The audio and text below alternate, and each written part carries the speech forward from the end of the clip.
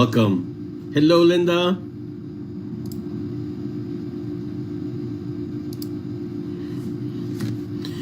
Hello, Dolly.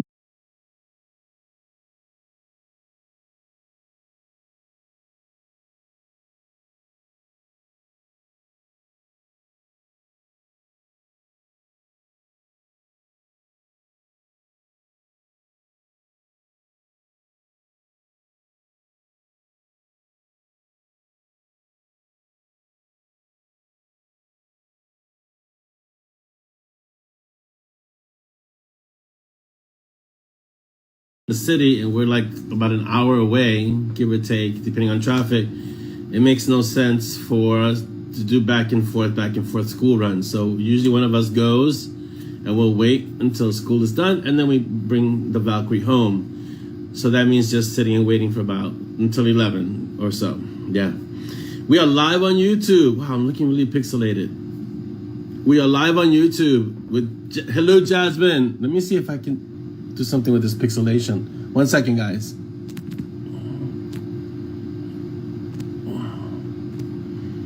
I'm trying to fix it. Oh, it looks much better. Much better. Hello, Chris Mendoza. And welcome, Craig El Dragon. How are you? So, hashtag villains. Yeah. We'll give everyone a chance to get in, but we already have 11 people here. So, and also a lot of our regular mobsters, mob family, are in Vegas right now. So we won't see that many people. Yeah, I think it's the weather page. Hello, Audrey. Heather, good morning. How are you?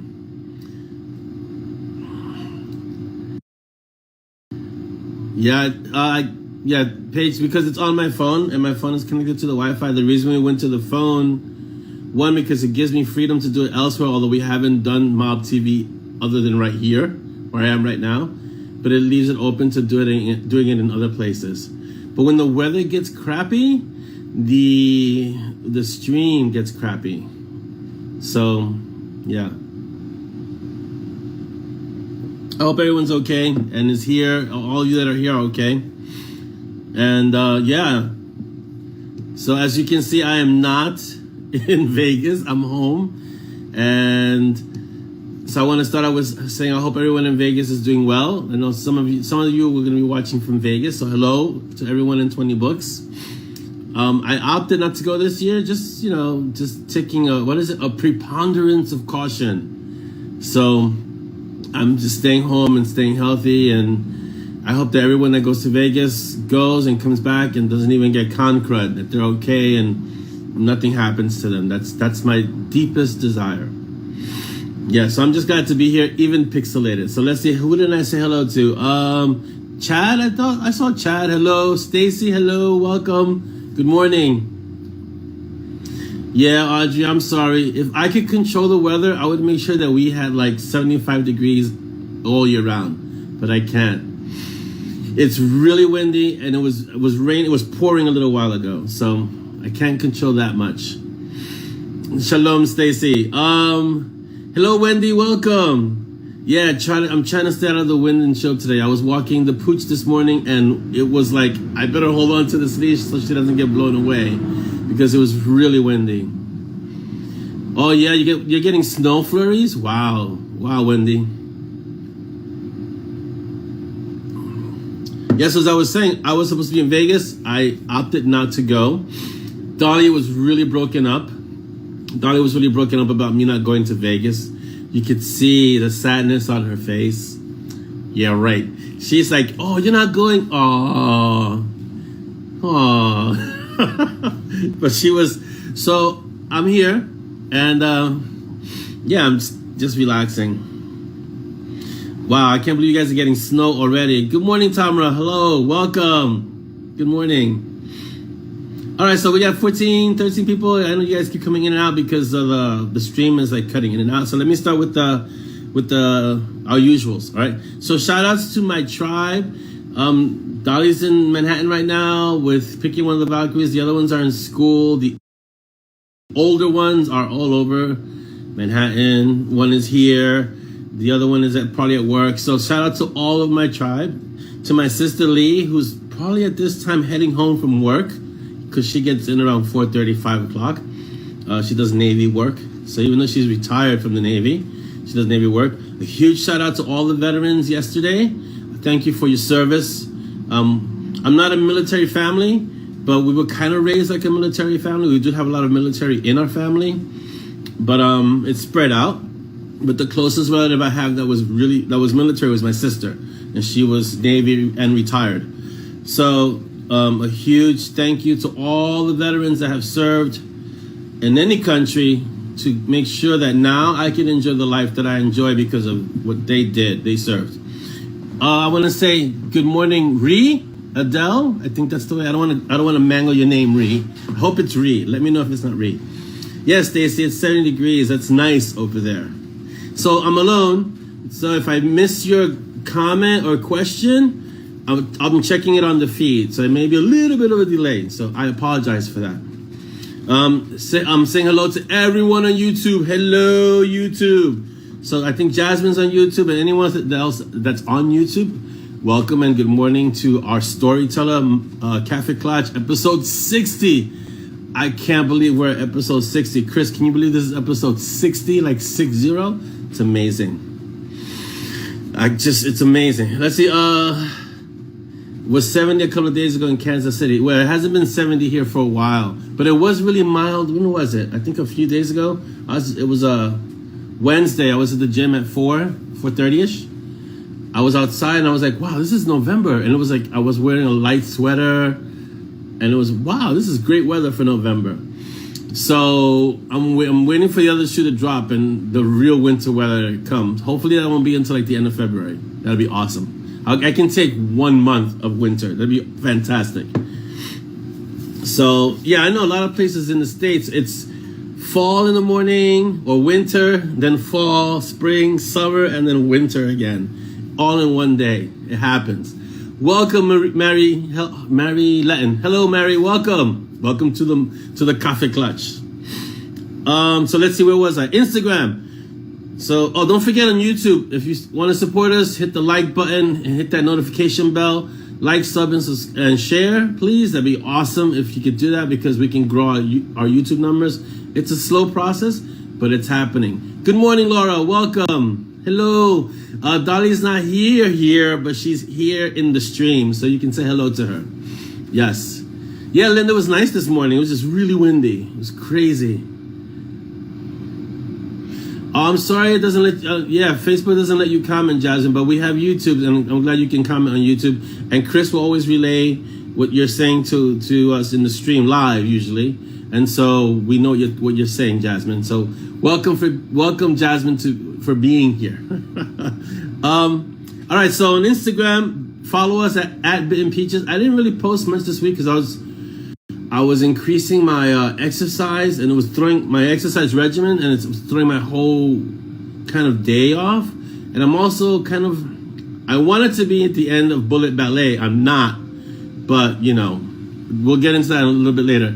Hello, Melody. I'm sorry you can't be here today. Oh, I hope your cat is better. Yeah, I hope you can get her out. Good morning / afternoon, Davina. If you need to drop out, then fine, drop out. It's great for you to come and visit. And thank you for watching, Melody. Thank you for being here. I hope you can get your cat from under the house because that doesn't sound like a good place for your cat to stay. So please get her out. That'd be great. And if you're having one of those days, Davina, then, you don't have to be here. Just go handle what you need to handle. Yeah. This is one of the reasons why I never had cats, because they do like to climb trees and then you can't get them down. So, yeah. All right. So on Instagram, I haven't posted on Instagram in a few days, about a week, because again, I was saying I was revamping my exercise regimen, and I'm doing 2 a days. So I train in the morning, I go to the gym, and then I do a walk in the afternoon. So it throws off my whole schedule, my workout schedule, my writing schedule. And kind of like the last quarter of Bullet Ballet, I want to say. I thought it was at the end, and then they went feral. I was like, oh yeah. So there you go. So that's where I'm at. So that threw off my whole day, and I didn't really post on Instagram without making a concerted effort to post some more Instagram. All right, so I've got some great news for you guys. Dolly, there are new products on ZAZZLE. She just has to kind of do the final works on it, and then you can get them. Now, PM Dolly or DM Dolly, Dan, awesome for you to come in and join us. DM Dolly, and she will tell you what's coming up, and also she can give you the referral link that you need to use to get stuff on ZAZZLE. So that's really important. Don't forget that if you want to get something on ZAZZLE, our M&S store, that you use the referral link. Dolly will give it to you, and I think it's posted somewhere in the room. But also, make sure you DM her. Another thing that she told me, because she's our lead designer and our CEO is like awesome. She's figured out a way for you. I think she's either working on it or it's already in process. She's figured out a way for you guys to get signed books. So if you want a signed book, any of the books, make sure you send Dolly a private message, PM Dolly, okay? So Davina says her husband is in A&E. What is A&E? Is that the UK version of the emergency room? Oh, he has a busted foot. Oh, so you have to do both. You're being mom and dad. Oh, wow. Yeah. Not the best day. I hope your day goes much better. And I hope he recovers really well. Yeah. So, as I was saying, if you wanted signed books, Dolly has figured out a way to get you signed books. So send her PM. Dan, welcome. I'm glad you made it. So, I realized today that it's Film Friday. The Legend of Shang-Chi is out on Disney Plus. If you don't have Disney Plus, I'm sorry, but we don't get anything early access on Disney Plus. But I think it was today that it dropped, Dan, the Legend of Shang-Chi. So go watch it if you have Disney Plus. Also, there's some new awesome things on Haya. If you haven't got that channel and you're a big martial arts fan, Haya is the channel for you. Yeah, there's a whole bunch. So according to Dolly, our lead designer, Dolly, there are a lot of new products on ZAZZLE, and I just got today, I got an email from our designers. They gave me the Mob Cafe Clutch logo without the banner on top that says Mob Cafe Clutch, just the logo. I just got it to approve today, and I'm going to give it to, I just told them, yes, go for it, and then they're going to send me the finals, and I give it to Dolly, and Dolly's going to make shirts, cups, mugs, aprons, berets, I don't know, whatever you want, kilts, anything with that logo, because that logo is awesome. Wait till you see it. What is Dan saying? You need to DM Dolly about it. Silk is the man, something or other. Silk is the man, yes. So yes, for sure. So yeah, so really guys, you really need to blow up Dolly's DM so she can give you all the information you need about the ZAZZLE store. It's really amazing what's happening there. It takes a while because it's a lot of work. If you can see what's happening behind the scenes, there's a lot of work that goes into it. She stays up late and she tweaks and she manipulates and turns and adds this with that, and it's a lot of work that goes into it because the software and the user interface is really limited. So she does a lot of magic with the limited software that they give you. And if you can see some of the stuff she creates, it's like, whoa, mind blowing. So DM Dolly. Davina says A&E stands for accident and emergency. He's the accident part. Oh, which takes longer to get seen, but it's better than being an emergency. Right, yeah, here it's the ER, and the same thing. If you just, what's the emergency room, but if you have just a regular accident, if you just have an accident here, you can wait in the ER for a long, long, long time. Yeah, it's like that. Yeah, Dolly sold a skateboard deck, Chris. I know, I'm waiting. So I think we were asking whoever bought the skateboard deck, if you guys know who it was, please let them send me a DM or send Dolly a DM, please. I want to know who it was who bought the skateboard deck. Oh, it's not a premiere, Malcolm. It's just today. Well, I'm going to watch it. It's Disney Plus Day. I'm going to watch it today. I'm going to make sure the kids watch it today, Shang-Chi, because it was I hear it was a really good movie. So I want to watch the Shang-Chi today. I'll make sure the kids watch it with me. It's Friday. I don't have school tomorrow. We'll watch it. Well, I'll find out, Stacey. I'll watch it today and I'll find out for everyone. So, okay, so let's continue. Patreon, according to our Patreon lead organizer, coincidentally, her name is Dolly. I don't see any new patrons, so I don't think there are any new patrons today. Oh yeah, Malcolm, that and Jungle Cruise. You're right. I want to see Jungle Cruise. Yeah. So yes, will the real skateboarder please stand up? Please stand up. Please stand up. According to the Slim Shady. The e-newsletter. Yes, I'm going to be putting out a new e-newsletter this month, guaranteed. I have some stuff I want to talk to. We have like 5,000 people on our newsletter, almost 6,000 people. And I want to start getting in touch with them about what's happening, like with Bullet Ballet, Sepia, the final Sepia. But I also want to make it more informative. So I'm going to sit down and kind of craft a newsletter that meets those needs for the people who don't come onto the mob, who don't interact on Facebook. That's a way for them to kind of find out what's going on. Then I saw the new Mortal Kombat. Okay, I liked it. It was really good. But for me, the best scenes were the ones where it was the Hanshi, Hatoro Hanzi.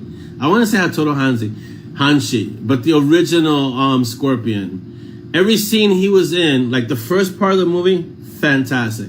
The last part of the movie, fantastic.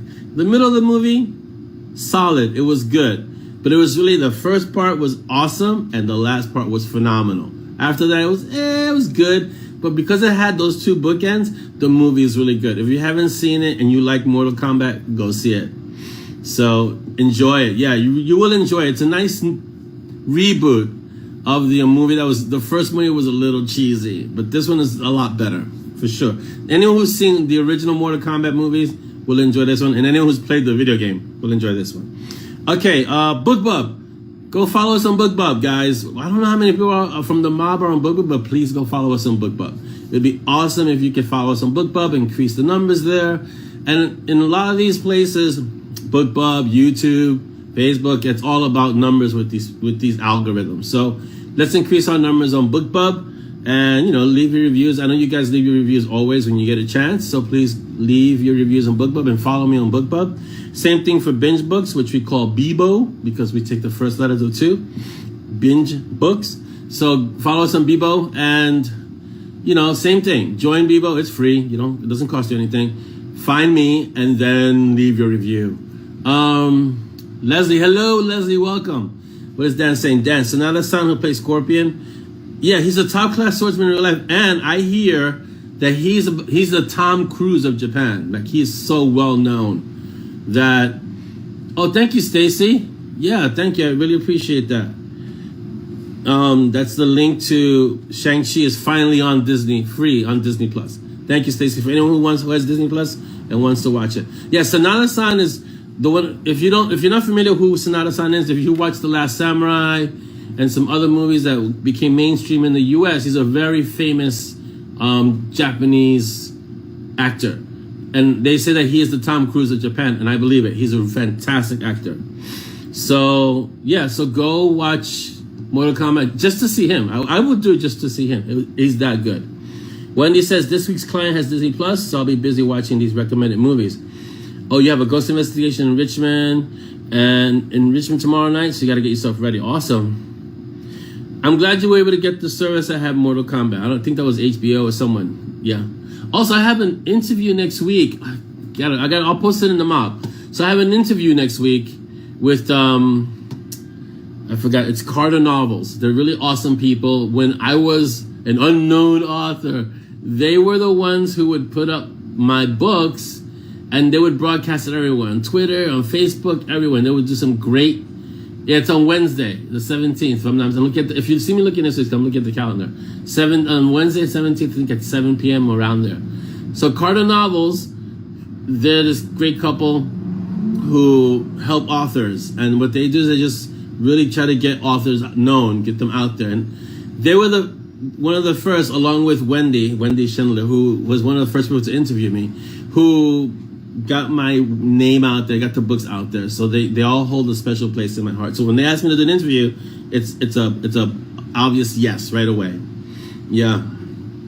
So yeah, so that's our regular announcement. So the most important thing is go to the ZAZZLE store and get some swag, because Dolly's been doing some amazing work on ZAZZLE, so at our M&S store, and get the referral link. The referral link is really important. Dolly's like, did you tell them about the referral link? And I'm like, yes, I told them about the referral link. So I'm telling you, in case you didn't hear it the first time, use the referral link. Dolly will PM her and she'll give you the referral link you need. And I think it's posted somewhere in the mob. Welcome, Mary Lane. How are you? Good morning. Okay, so some of you are the audio group, right? And so Requiem has been approved. It's been paid for. Now we're just waiting for Amazon or ACX to do their QA because they're really picky about how the book sounds. Obviously, I mean, it makes sense. So they go through this whole process of processing it, of making sure that it meets with their quality, and then they approve it, and then it goes live. So we're looking sometime maybe the end of this month. So today is the 12th. I'm hoping in a week or two it should be out. But yeah, by the end of this month we should have Requiem out in Audible. I think I'm gonna start listening because I haven't listened to any of the Audible books. I'm busy writing them. So I'm going to start listening. Requiem, I'm going to listen to Requiem and work my way backwards to Tune Your Butterflies. It's only 14 books. I think I give 13 or 14 books because I haven't done Divine Intervention yet. I don't know when we'll do Divine Intervention. It's either Divine Intervention or Nixia. But Nixia is such a... I think we might push Nixia back a bit and do Divine Intervention next year so that we have all the Mountain Strong books done. And that way, because Nixia is so big, we need to give Kevin time to do it because it's an 80,000 word book or something. Yeah, so it's really big. Nixia is long in terms of hours. Yes, so Dolly says, please use the referral link always. Just DM her and she'll post it again on the group so you guys can have it. But we'll have to find a way to pin that somewhere so you always have the referral link. I don't know how many hours per book. They average around 6, Chris. 6 hours per book, from what I recall, somewhere around there. But Nixia is the whole collection of all the trilogy, and that'll be one book, one Audible book. So that's gonna be a lot more than 6 books. That's gonna probably be like within 6 hours. That's probably gonna be like 10 hours or more, maybe. So. But Kevin is an amazing narrator, and the way he does the stories, when I listen to he gives me snippets, obviously, right, to approve. When I listen to the snippets, and I take the youngest Valkyrie with me to listen to them also, we kind of end up on a cliffhanger, like, oh, what's next? Because he always reads it in such a way that it's like, whoa, we want to hear more, you know? So he's a fantastic narrator. Dolly says they're 6 to 8 hours long, so they're pretty long for Audible books. So yeah. Get your Audible books. If you haven't gotten the Audible books, I know you probably read the book. If you get the Audible books, trust me when I tell you it's a completely different experience. It's like the characters come to life. It's amazing. Oh, tell Ayrton congratulations on his silver award and for working hard all week. Congratulations, Ayrton. Awesome work. Jasmine, hello, Jasmine. So now you're on YouTube and Facebook? That's awesome, Jasmine. Was it Stacy that said that you saw that you got Stacy in trouble somehow, Jasmine? You guys, I tell you. All right, so let me go through some of these updates, and then we'll discuss Bullet Ballet. So, Sepia 5 Demon is going to be at the end of the year. I'm jumping into it at the end of the year. Right after Bullet Ballet is Sepia 5 Demon and Stormblood. So, we're going to do both. Yeah, it's interesting, Chris. Peaches is voiced. I told them to use Vinnie Jones' voice. So Peaches, the closest voice that I imagine Peaches having is someone like Vinnie Jones. If you don't know who Vinnie Jones is, look him up. He's an actor in a lot. He's in a lot of movies. Guy Ritchie movies, Lock, Stock, and Two Smoking Barrels. American movies would be Gone in 60 Seconds. He doesn't say anything for the whole movie except the very end, his character. So, yeah, so Vinnie Jones, he's also like an ex-football player, football, soccer for us Americans. Ex-football player. He's kind of a rough character. And I wanted Peaches to have a voice that was kind of like that. He's in Swordfish. Yeah, he's a great character. He plays the strong man, usually. The quiet, silent, dangerous one. Let's see. So Christina's here. Hello, Christine. Welcome. Christine is a technomancer in her own right. So you can ask Chris about that. She has that EMP field. Oh, so Jasmine is a bad influence. I'm sorry, Stacy. These things happen. So yeah. Oh yeah, is he Juggernaut really, Dan? I thought that was Ryan Reynolds who played, unless he did the voice of Juggernaut. It's possible. In Deadpool, there's a moment with Juggernaut. I thought that was played by Ryan Reynolds as well. But it might have been he just did the CGI. It'd be a good question. All right, so I'm going to be working after Bullet Ballet, Sepia 5, and Stormblood, M&S 15. So it'll be awesome to get those two done and get them out into the world. Let's see. I did the Patreon story for December. If you're not a member of Patreon, you're going to miss out on this story.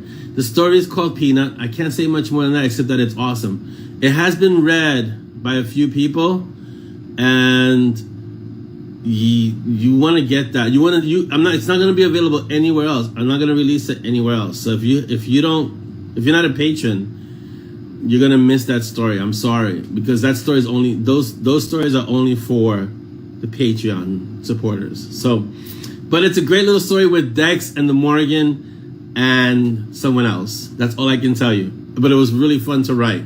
Short. I think it's like 2,000 words. But it's short and it's awesome. So if you want to get that story, you got to join Patreon. I think you could join, if I'm not mistaken, for $1 a month or something like that. It's really like affordable. Yeah. So, yeah, just to meet, Chris, I was thinking the same thing. Just for Peanut, I would join because it's such a fun story. When they did the X-Men films years ago, Vinnie Jones was Juggernaut. Oh, okay. Oh, yes, Jasmine is the bad influence. Right, Stacy, you are the saint. I understand now. Okay. I can see you two getting each other in trouble. Welcome, Scarlett. Welcome. Good morning. Yeah, so there are people who have this kind of energy field around them, and Christine does that. Poor Chris, I feel bad for you, Chris. But yeah. All right, so let's continue. All right, so I already discussed the next audio. Let's see. All right, so let's discuss Bullet Ballet. I haven't learned this yet, apparently. So, Bullet Ballet was going to be 25K, right? I can tell you exactly where I'm at right now. Hold on. I'm at 26K. Sorry, is that 26? 24K, almost 25K. I still got the major epic fight to happen. So we're easily going to hit 30, maybe 40K on this story. I don't know what to say. I try. So here's the thing. Okay. When I start a story, right? The only story I've ever written without a,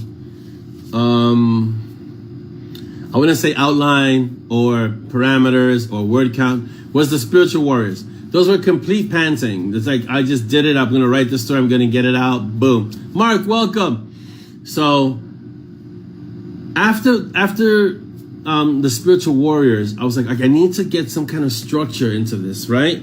And so I started using word quotas, and I started reading books like Story Engineering by Larry Brooks. If you're an aspiring writer, or if you're starting a beginning writer, pick up Larry Brooks' Story Engineering. It's on Amazon. It's a fantastic book.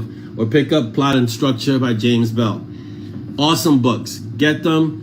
They're worth it. They help you create structure to your stories. They kind of give you the idea of how stories are created. If you're really feeling ambitious, read Joseph Campbell, The Hero's Journey. It's a bit longer of a read, but it's worth it. And yes, Davina, I have this conversation every time I'm doing a book. So I started, it was going to be 25K. It's going to be a novella. This is it. I'm set. My novella is going to be 25, maybe 30K. I'm like, this is good. And then I created Bug. And Bug said, you know what? I want this story to be much longer than 25K. And here I am, 25K, and we still haven't had the major kind of closing fight. Because it's Bug's fault. So, yes, I'm going to be having to study The Way of the Bug. Thank you, Stacy, for that. The Way of Bug. I try, listen, I can't start a project without a quota, right? Like without a end goal. Like I said, okay, this book is going to be X amount of words.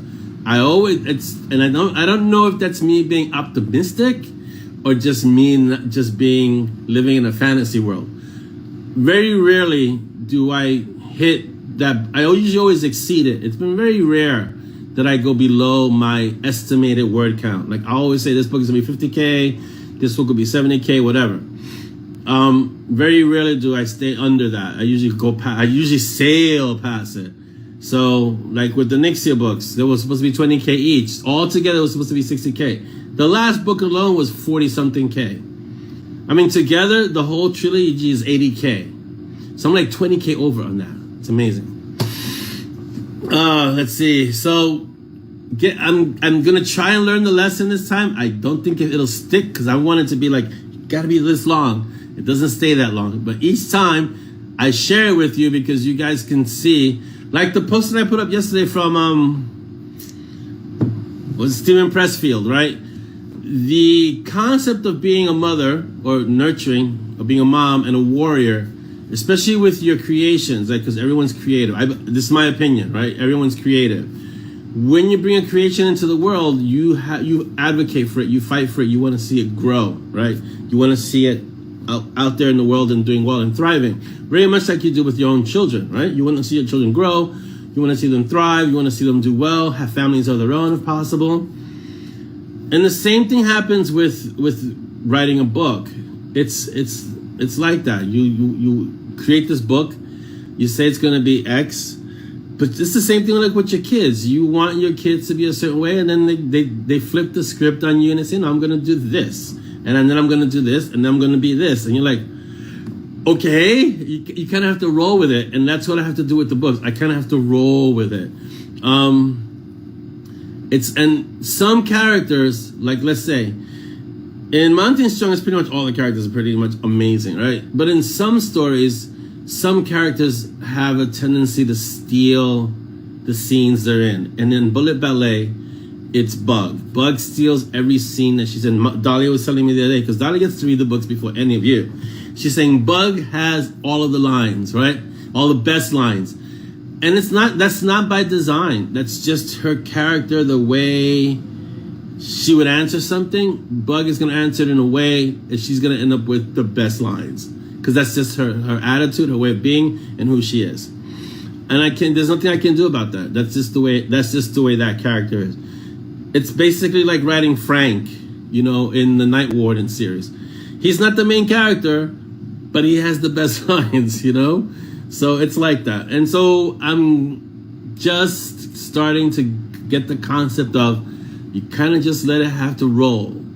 You get a word count, you say, okay, this is the word count, and then kind of roll with that. It's like Chris said, it's a plan, and the plan is fluid. So yeah, I don't know if I'm going to release any more snippets because the book is short. I'm looking at 30K, maybe a little bit more, and the snippets I released, amazingly, is only up to chapter 2. Usually by the time I'm finished with the book, the snippets that I released is usually the first 4 chapters. And we're only up to the first chapter and maybe half of chapter 2. So there's a lot of, there's a robustness to the story. And I don't want to give away too much. I've had a few readers say, well, because you released the snippets, I was reading the snippets and I already kind of knew what the story was, but you don't really know what the entire story is because obviously I'm not going to release the entire story in snippets. So, but I don't think we're going to release any more snippets because I don't want to give away all the fun stuff that Bug does. Bug is so fun. But I'll give you a hint of what we just did. So, okay. A lot of people have been asking if Bullet Ballet is set in the M&S world. It's not. It's M&S adjacent, right? So the way that's going to happen is you'll find out in the story, but you'll find out how Bullet Ballet, how that world of Jericho Porter and Bug and the gatekeepers, how it connects to the Mountain Strong world. Because there is a connection, but it's a real, it's a thin one. It's tenuous, as we say. But it's a real one. And you'll see what the connection is. And you'll start seeing that connection. It'll be very Marvel-like. All the worlds will start connecting over time. And then you'll be like, oh, I get it now. but it's going to take a while for you to see it all because it's still kind of hidden, obscured, put it that way. And it's going to take a few more books. Like maybe by the time M&S gets to 2021, you'll start seeing more of the connections, you know? That's funny, Dan. Dan says, is it wrong when I think of Bug that the Easter egg should be the Porter drives a soup that VW? No. What they drive is a Nomad, a 55 Chevy Nomad. Look it up. I have to do classics. You know how it is, Dan. Those are the awesome ones. Malcolm says a sidestep dimension. Kind of a sidestep dimension, but not really. It's different. Definitely different. But not a sidestep dimension. I can't say too much without spoiling it. I don't want to spoil it. So, but they have, I don't know if they have crossovers, but all the Gatekeeper books will have Jericho and Bug. Yes, Stacy. It's going to be their story because Jericho Porter is supposed to be in retirement, and after this story, he's no longer in retirement because the situations of this story force him out of retirement. And like Chris says, that should be the theme of all my writing. Everything is connected. Yes. Oh, you can hear the sirens behind me. Yes, those are police sirens actually, not ambulance sirens. So you can tell I live in the city. So yes, they were just racing by to some emergency somewhere. Yeah. So, but I was listening to this podcast, and I think it was by John Cleese, and he was saying that we as human beings we crave connected stories. And it's really true because even when I first started Mountain Strong, I didn't think about connected stories. I was just writing Mountain Strong, 2 Million Butterflies. As that series progressed and more characters came to light within the series, more characters grew out of the series, for me, what was important was connecting all the different worlds, all the different stories. There were still Mountain Strong stories in a way, but for me, it was important to have them all part of that one cohesive world. So like Division 13, Night Warden, The Damned, they're all part of the Mountain Strong world. And it's really key. And I think the readers that tell me is like, I love it that you have all these different characters, but they're all in the same world. You know, even Bangers and Mash is still part of Mountain Strong. So all these stories are connected, and that's really kind of important, I think. Stacey says, this is a result of shift to TKLD. So yeah, it goes back to that, Stacy, and it goes back to another character that you guys will recognize. I don't forget Silk, Dan. The reveal for Silk will happen in, I'll give you a slight reveal now, in the Chronicles of the 10, which is not until next year. Then you'll find out more about Silk. Yeah, so that'll be interesting. Funny, Malcolm, donut shortage. That would be an emergency, yeah. Except that in New York, there's a Dunkin' Donuts on every corner. So there's no such thing as a donut shortage. Trust me. So yeah, guys. So that's the deal about Bullet Ballet and Stories Going Feral.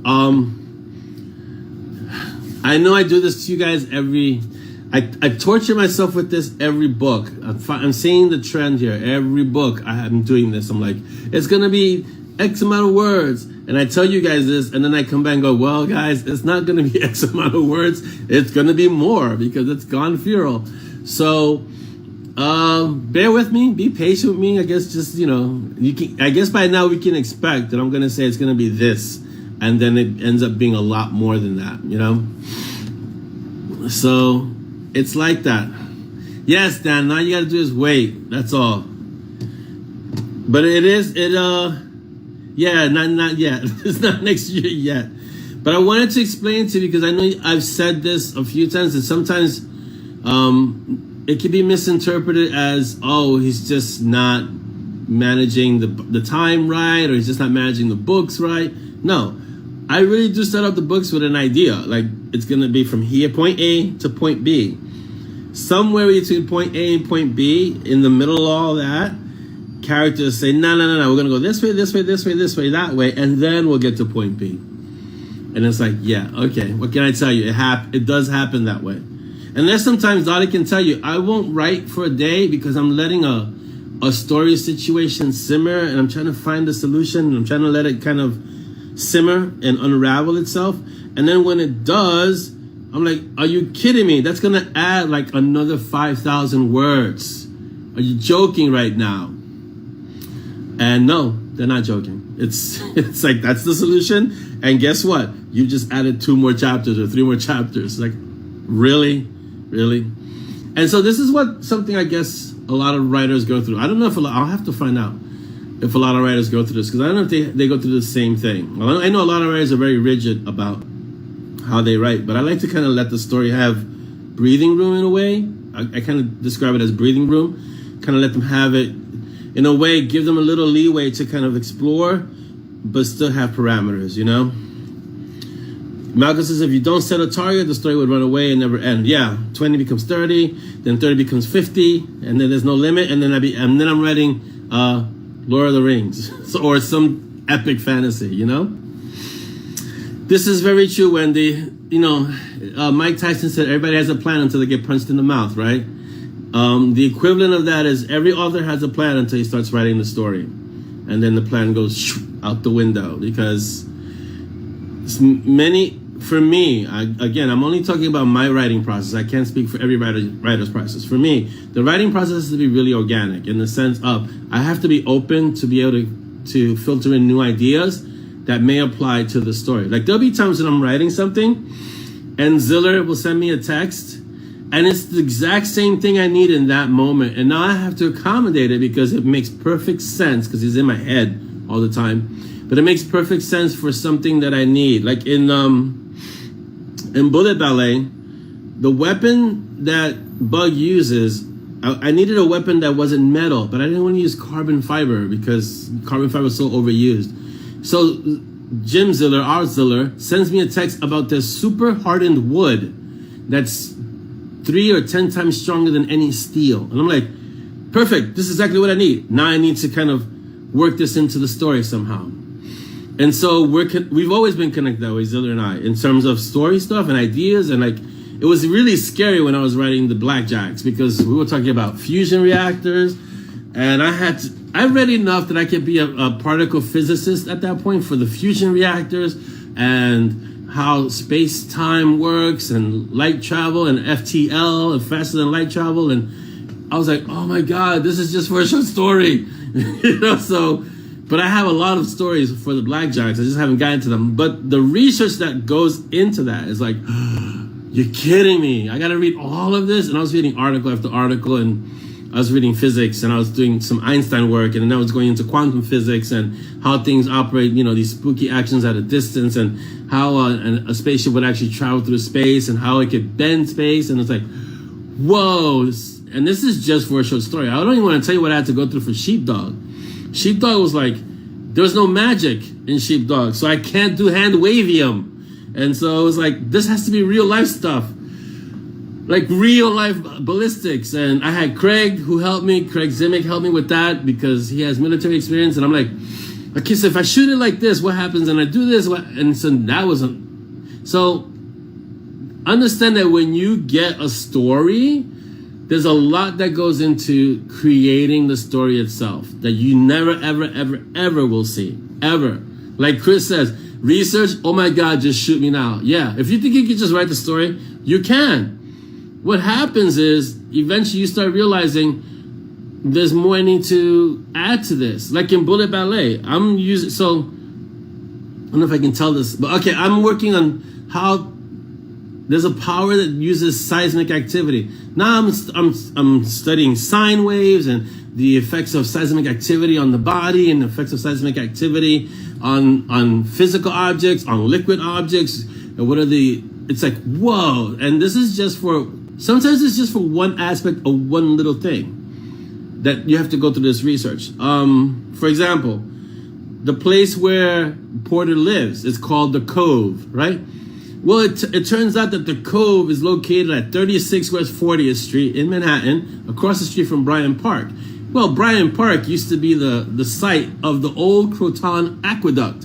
And the old Croton Aqueduct has 41 miles of tunnels running throughout the bottom of the city. So now, Porter's base of operations was built right above those tunnels, and he used that building to kind of create this layer, we want to say, or base of operations that taps into those tunnels that allows him access to anywhere in the city without being on the surface. So he could hide basically in plain sight.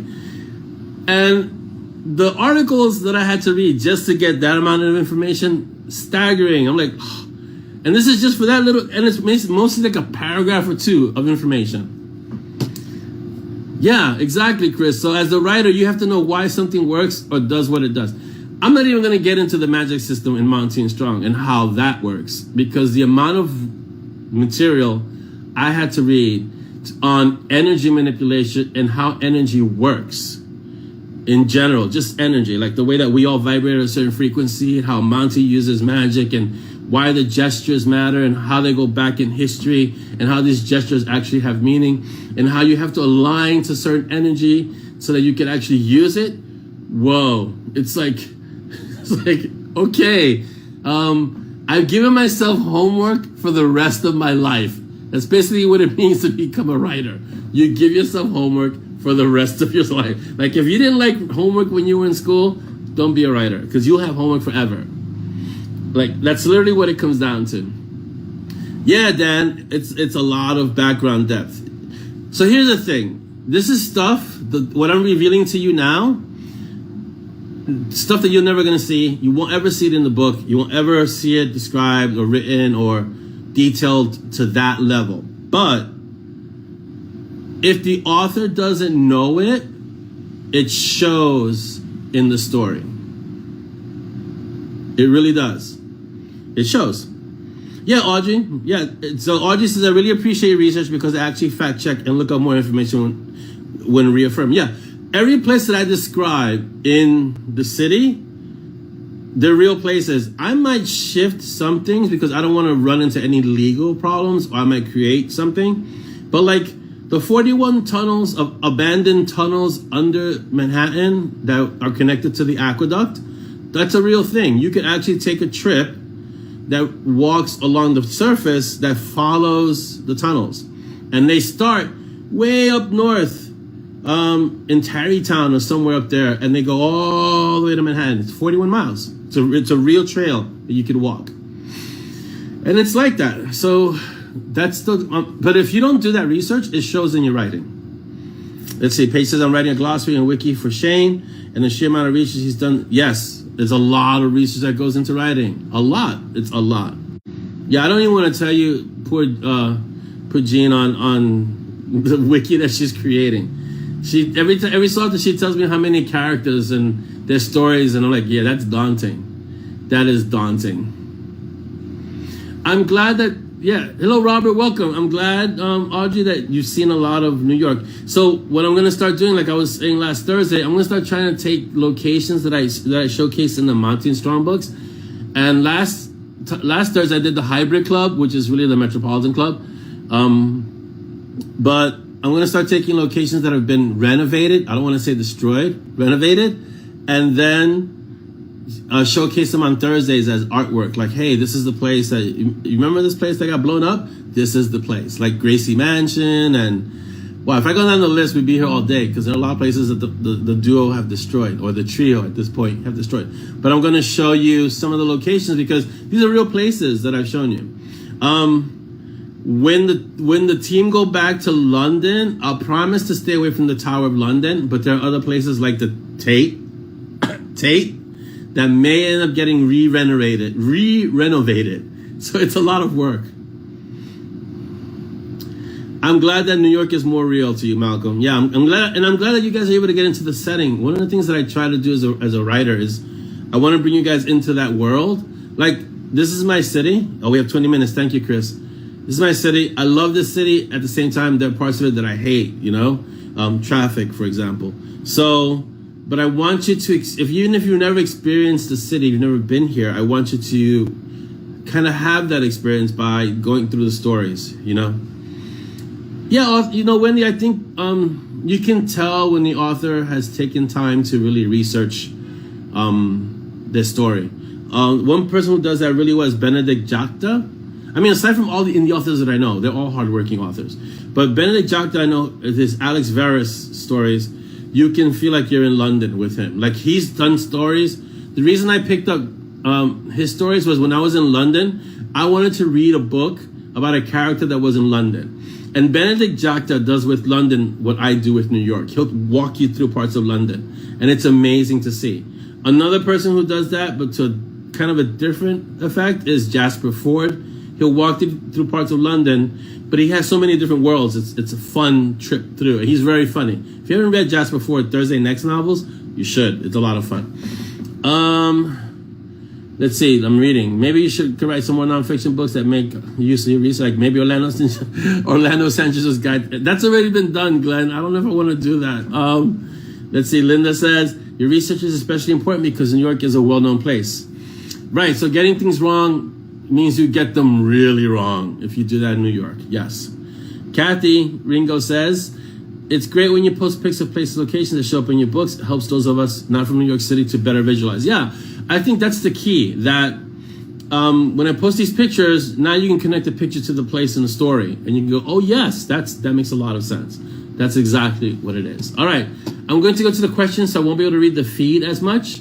So because we only have 20 minutes left, so I really don't know where the time goes. It goes by so fast. It's incredible. So I'm going to go to the questions at the post. All right?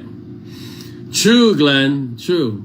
This is true. And my guide, based on my research, would be very, very different.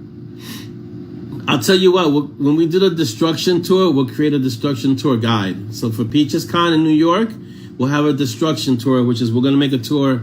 We'll have to have it sometime where it's nice, the weather is nice, and we can walk through the city and go through all the places that the terrible trio destroy. But we'll also create like a book that goes with it. So you can have like the destruction tour book, tour guide book of all the best places to renovate in New York City. All right, questions. I'm going to start with Audrey because she always has amazing questions. Audrey asks, Orlando, were you ever a member of a fan club? And if so, which one? No, I was never a member of a fan club. I was a fan of many things, but I was never a member of a fan club per se. I mean, I was a Star Wars fan. I was a Star Trek fan. I was a Battlestar Galactica fan. I'm sensing a trend here. Lord of the Ring fan. I was a fan of a lot of different worlds: Marvel, DC, Dark Horse, all the kind of even some indie comics. But I was never an actual member of a fan club. I never went that far. So yeah. Dolly's on, so I can ask her question. She says, what tasks, this is a question for Dolly, so she can answer it in text. What task, this is for you, Dolly. What tasks do you enjoy that most people would find boring? There you go. Boom. While you're taking your time answering that, I'm going to ask the next question from Audrey. Audrey, Orlando, what college university course was the most useful in your life, in your writing? Wow, that's a good one. Let's see. In my life, the most useful college course, I'm going to have to say there wasn't one particular course that was useful, but I learned early on in college, around my junior year, that the purpose of college was to teach you how to think for yourself. So challenge things. So I took a lot of crazy different subjects that I was never going to pursue in my life, but just to have a different way of seeing the world. So I took statistics, which is a really horrible class, but I took it because it's important. For my brain, it was important.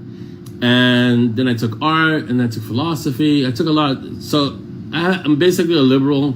I have a business major, a graphics arts major, and a liberal arts, right? And basically for me, the liberal arts is the one that teaches you to think outside the box. So that's what was the most useful for my writing, to think outside the box, to always be able to ask, what if? What if this happened? What if that happened? What if? And so that question, what if, aside from Marvel using it for its show, what if leads to all the stories that you'll read. It's that simple and that complicated. All right. Trisha just said awesome for the questions. Brad Griffith, I don't know if he's not here, but I just want to shout him out. He says, just wanted to say thank you very much for your writing. Just read Aftermath and a few others. You've given me hours of joy in reading. I hope that's the case for everyone who reads the stories that I write. Thank you, Brad. I really appreciate that. Wendy asks, Wendy Schindler, our Wendy, I may have missed it somewhere. My old mind loses a lot of things these days. Not just you, Wendy, all of us. is Bullet Ballet set in the M&S universe, or is it one of its own? It's in one of its own, but it's M&S adjacent. So that will get explained later on. It's actually explained when you learn about the Nomad. Okay, next. Thank you, Wendy, for your question. Enid Rodriguez asks, I would like to know if Michiko is coming back into the fray. She never left. She's dealing, she's dealing with stuff. Is she coming back into the fray anytime soon? I named my cat after her. Oh, that's awesome. And she honors her as she is the leader of the cat council here. I can't remember if she is 3 years old or maybe going on 4, but yeah, I need some Michiko in my life. So the Michiko fan club, or not, there's an anti-fan club too.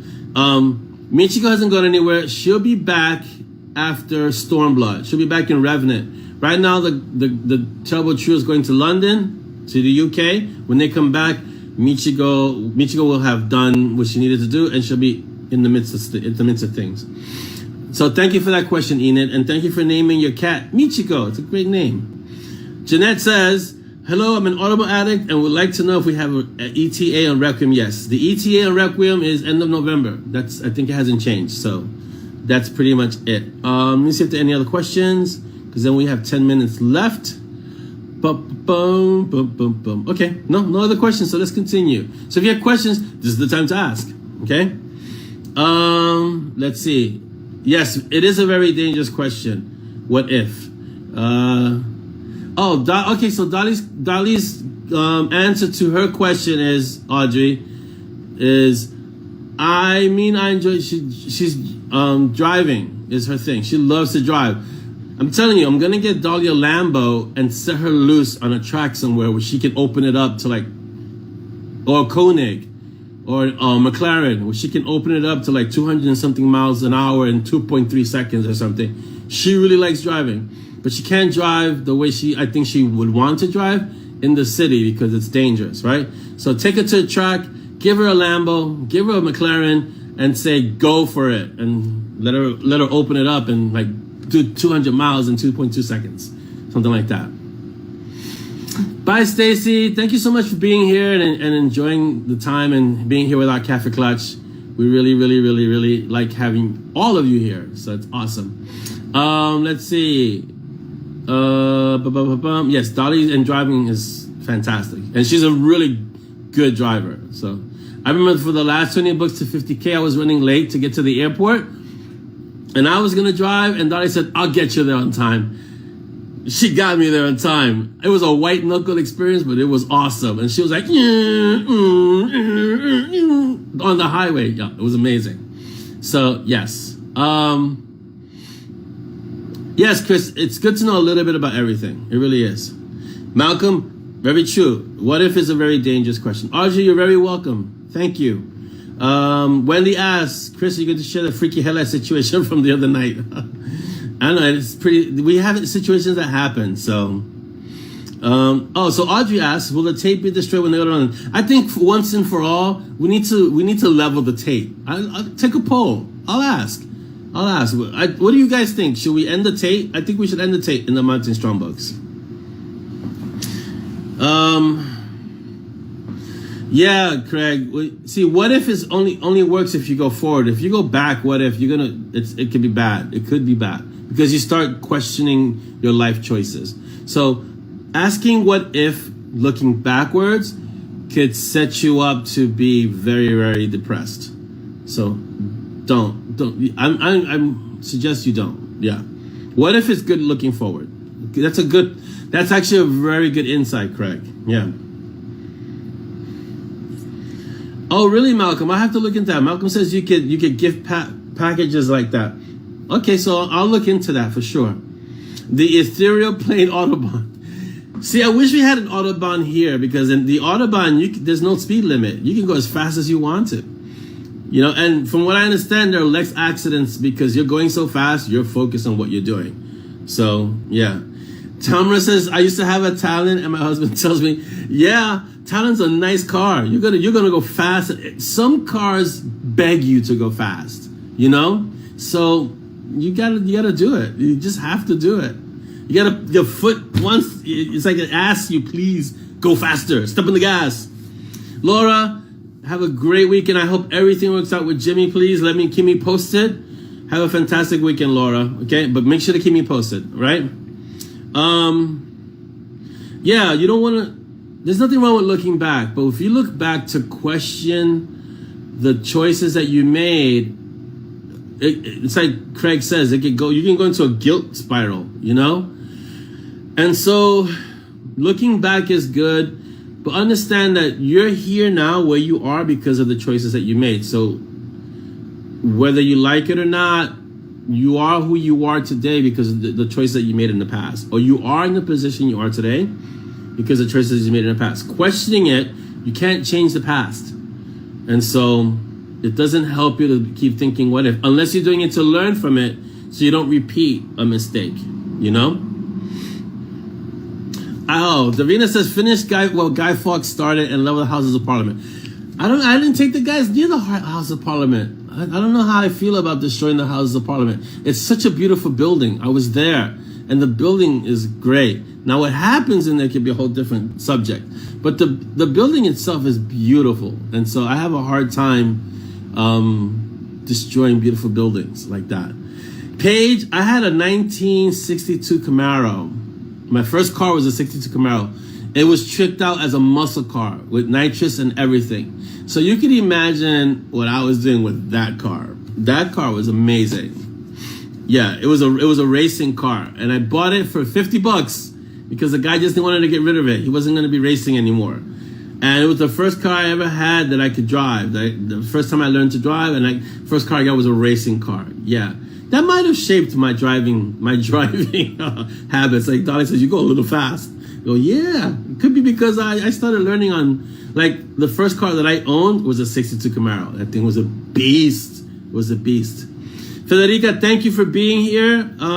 Have a great weekend, Federica. Oh, they're going to go to Stonehenge, but then they can't destroy Stonehenge. Don't worry, Davina. There's going to be a strong reason for them not to even mess, not just with Stonehenge, but in Stormblood, there are several henges all sprinkled through England, and they're going to be visiting a few of them. They can't touch the henges. So especially not Stonehenge, but they're going to be visiting Stonehenge for a reason. Yeah. Oh yeah, but they're not going to. That's like something they can't destroy. Not for lack of trying, but they can't destroy it. Yeah, the gas was crazy. Because I think a 62 Camaro muscle car is that's just weight. It's just so heavy, and then you want to make it go fast. No, you just go through gas like crazy on something like that. Yeah, it's something like that, Malcolm, that there's a nexus under the hinge that they can't do anything to it. So, yeah. A vet. I love Corvettes. Corvettes are beautiful cars, but I like Camaros more. But I love Corvettes. I love the way they look. Dan says, thinking out loud, could the Clutch logo t-shirts, could they have back prints as in Nixia Coalition member, Silk Coalition member? That's a good question. What you should do, Dan, is send Dolly a PM or a DM so that she doesn't forget, because you can imagine how many suggestions she's going to get. Send her DM so she can look it over, and then maybe they can do something on the back too. That'd be awesome.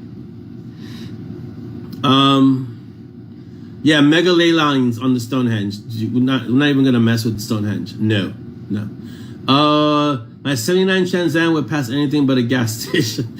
The 79 Trans Am is a beast of a vehicle too. Yeah, I had a few interactions with Trans Ams when I was with my Camaro.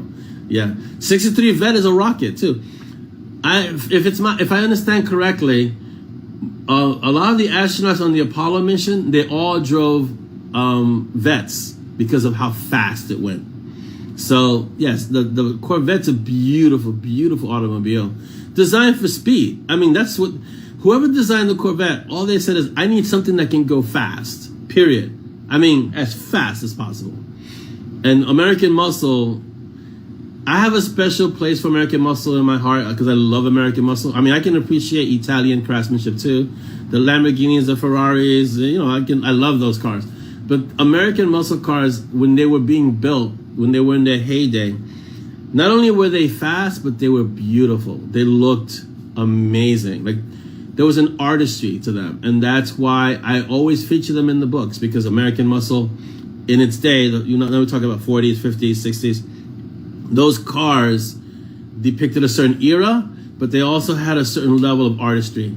Like the Shelby Mustang is if you look at the thing, it's just gorgeous, you know, and it's fast. So, Somerset, Cheddar, gorgeous, cool, and Glastonbury. I wonder if Nana was the original witch of I'll have to research the Wookiee Hole now to see if I can have her go by there, Davina, for sure. Yeah, so I could talk cars all day because I love cars, but you know, we have other things to discuss in M&S World. So oh my God, we got like 5 minutes, guys. Jesus, this time I think we do some time compression when we do these things. I agree, Malcolm, because it's not only limited. Malcolm says that the artistry they've lost these days. It's not only limited to American cars, British cars. You look at the old Jaguars. Those things, yes, they got you from point A to point B, but they were beautiful to look at. The Aston Martins, the Triumphs even. And we're not even talking about motorcycles. Like, we're talking just the motorcycles were also amazing.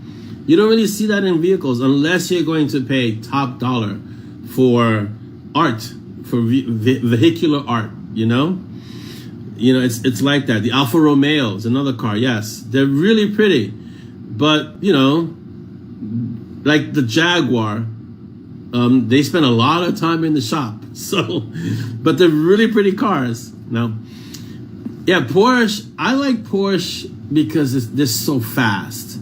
And the design of the Porsche, like let's say the 911 or the Carrera, the 911 Turbo, was revolutionary for its time. And they've kept a lot of the elements of the original. Same thing, Paige, with your Camaro. The Camaro is a gorgeous looking car, even the 2010, but it's a throwback in a way to the older bodies, the older chassis of it, you know? Yes, Wendy, it's either found on the road dead or fixed or repaired daily. I had a Ford. Yeah, they weren't exactly, they had issues. But Jaguars too. Jaguars, I had a friend who had a Jaguar. It spent literally half the time in the shop somewhere. They're just delicate cars. But they're beautiful, beautiful cars. They're just delicate. Just empty every pocket. I like that for Jeep. I wanted to get a Jeep. I wanted to get our next car to be a Jeep. And Donnie looked at me and said, "Okay, how many people do you think we have in the family? You can fit everybody in that car?" And then I looked again. I was like, "Yeah, we're not gonna get everybody in a Jeep." So, gotta look at something else that's a little bigger. You know?